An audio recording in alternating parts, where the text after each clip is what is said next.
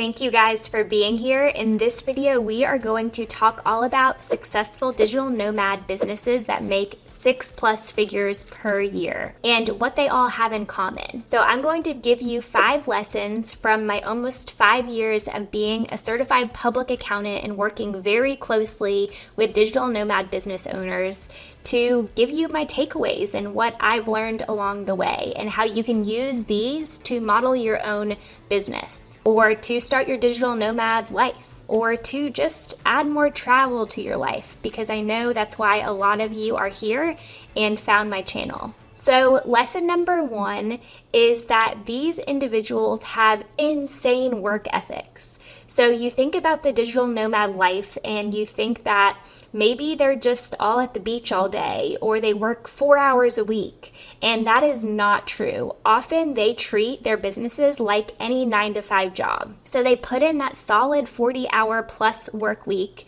especially at the beginning, and that gives them this asset that they can then take and sell in the future and maybe retire early. So it's worth it to them to sacrifice some of the normal backpacker digital nomad lifestyle to be a little bit more serious about their careers.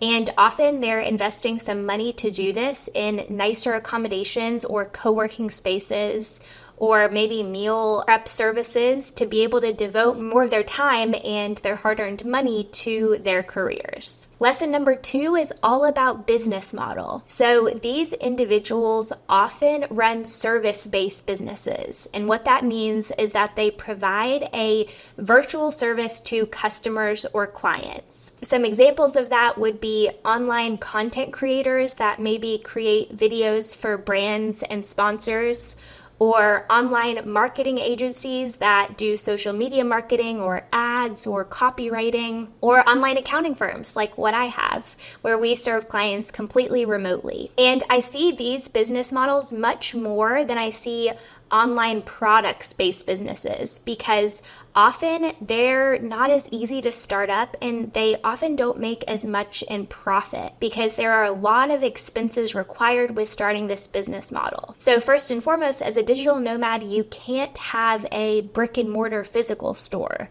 unless you spend a lot of money and pay someone a lot to run it. So instead, they would often rely on e-commerce platforms, and it's really harder to build awareness of your brand by only having an online presence. And in addition to that, because you physically can't be there to have a warehouse, you have to pay for a warehousing service to receive and ship out your inventory, which can be pricey. It's not that it's impossible, it's just that it's less common and harder to make work in a lot of ways. And something I don't see as much as maybe in the old days, business models like dropshipping or Amazon FBA.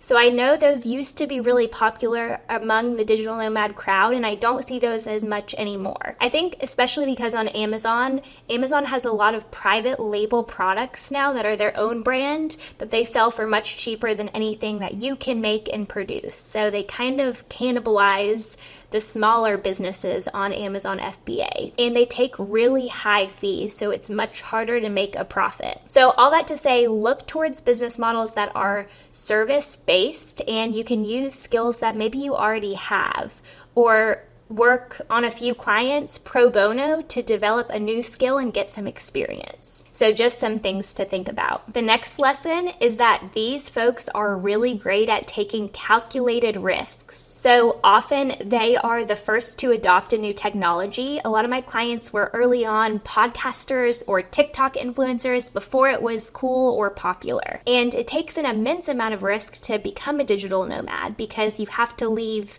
probably a cushy job or cushy apartment or lifestyle to take on a travel-focused lifestyle. But they don't do all of this blindly, and they don't throw their life savings at it.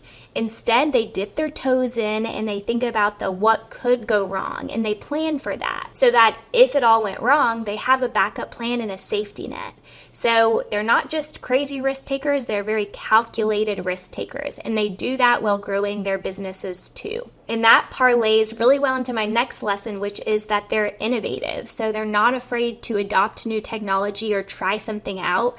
So for example, these days we're hearing a lot about AI technology. So a lot of my clients that are this digital nomad business owner type of client, they're already adopting that to make their businesses better and to run smoother and deliver more services or better services. So consider what you can innovate on and what you can move early on and get in on the trend early to be able to create a business around that, or to use that new technology to help you grow what you currently have. That is something that always impresses me about these folks. My final lesson is that they have a global community. So they're really great at making friends and connections everywhere they go, all over the world. It's something that I always strive to get better at because I see how much they put themselves out there, whether that's joining a co-working space or going to a meetup or going to a new gym in a new country. It takes a lot of courage, right? But they all have these global networks. So it made me think that this is really what's helped them get to that next level. Whether it's providing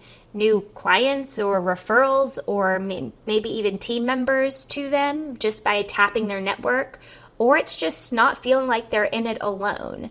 They have these global communities that they foster, which is so, so cool. So I hope this video was helpful, and please consider subscribing, giving this video a like. It helps me a ton and does not go unnoticed. Until next time, bye guys.